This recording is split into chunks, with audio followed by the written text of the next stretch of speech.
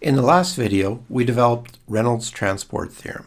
So remember that Reynolds Transport Theorem is a way to apply the conservation laws to a control volume. So it takes into account the fact that we have material entering and leaving our control volume. In this lecture, we're going to look at a simplified version of that equation called the uniform Reynolds Transport Theorem. So the condition that needs to be true in order to apply the uniform Reynolds Transport Theorem is written here. So if the fluid properties and velocity are uniform over portions of the control surface, then the surface integral can be simplified by considering inlet and discharge regions of the control surface separately. So let's illustrate what we mean by this. So if we look at a system here that consists of a chamber of some kind, and it has material flowing into it in one spot and material flowing out of it in two spots, we've drawn a control volume around this. So remember, the reason we have Reynolds Transport Theorem is because it can account for the fact that there's material entering and leaving our control volume when we apply a conservation law to this control volume. So the uniform version of the Reynolds Transport Theorem is concerned with what's going on the surface. So the first feature here to realize is that the only parts of this entire control surface that we really need to worry about are this inlet and these two discharges right here. So in this description up here, that relates to the last part of it, by considering inlet and discharge regions of the control surface separately. So the general form of Reynolds Transport Theorem has a surface integral, and that surface integral is done over the entire surface of the control volume. Well, all we're saying here is that we can ignore all these portions of the control surface because there's no material crossing them. So the surface integral is going to be zero everywhere except at those discrete inlets and exits. So that's kind of the first part of uniform Reynolds Transport Theorem, is identifying the discrete inlets and exits. Now it goes quite a bit further than that though. The uniform part of this means that within each of these things, the properties are constant across that cross section. So which properties are constant? Well, anything that appears inside of the integral is constant. So that's typically the fluid density and the flow velocity, but there may also be other properties in there depending on what quantity we've let B become. In other words, what property we're conserving. So the properties that need to be constant are all of the ones inside that surface integral. So let's take a look at this inlet in a little bit more detail to illustrate that. So what we're doing here is zooming in on this inlet down here. So this is that inlet pipe. Here's a portion of our control surface that's cutting through that inlet right there. So part of this uniform assumption is that across this portion of the control surface we have a uniform velocity, and we're going to call that V sub I. And this I refers to the fact we're talking about an inlet here. So the velocity at the inlet is constant. We don't have some complicated velocity profile here. We're assuming, as part of this assumption, that we have a uniform velocity across the cross-section of that inlet, whatever its shape is. Now remember, we've already defined our unit normal here.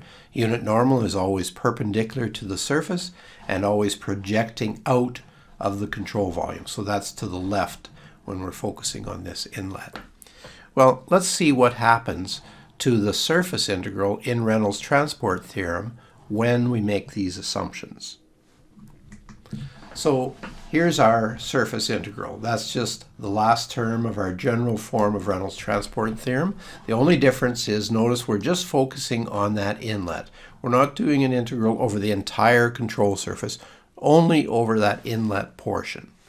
So what the uniform assumption demands is that all of these things, everything inside of this integral, has to be constant over that inlet.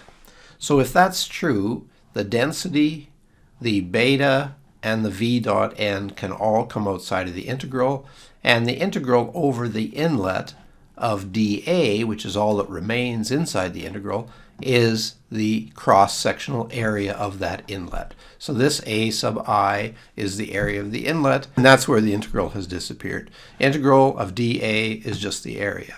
And notice these other things, density, beta, and VI, come from assuming these are all constant. Now notice this negative sign here. Where did that come from? Well, at an inlet, V dot N is negative VI, because they're in opposite directions, so that's negative VI. So that negative sign came from this dot product. So this is our uniform assumption. And the last thing we do on this line is we identify that density times velocity times area is mass flow rate.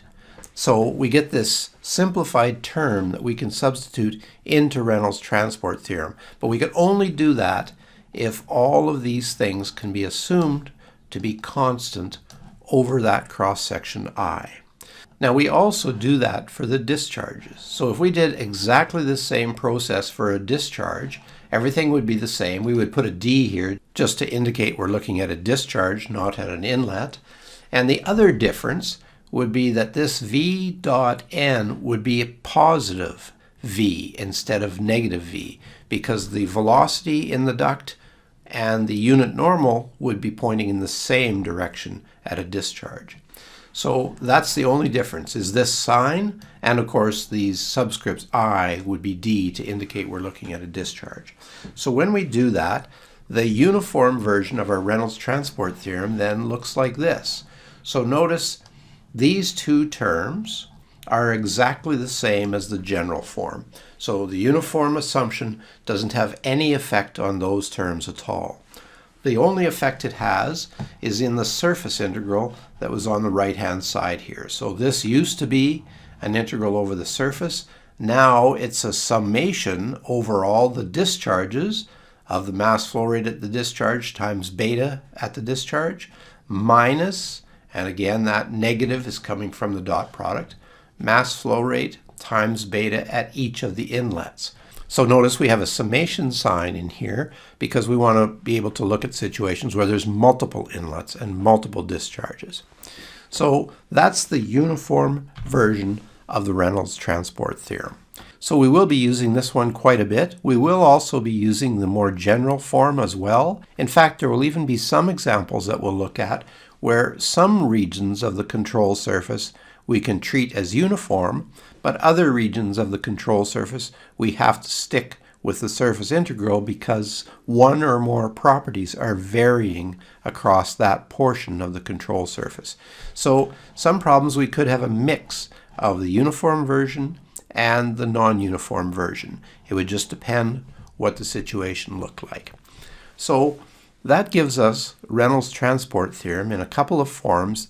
The next thing we're going to do now is start to apply it to specific quantities. And in the next video, we'll look at conservation of mass. So we'll see you there.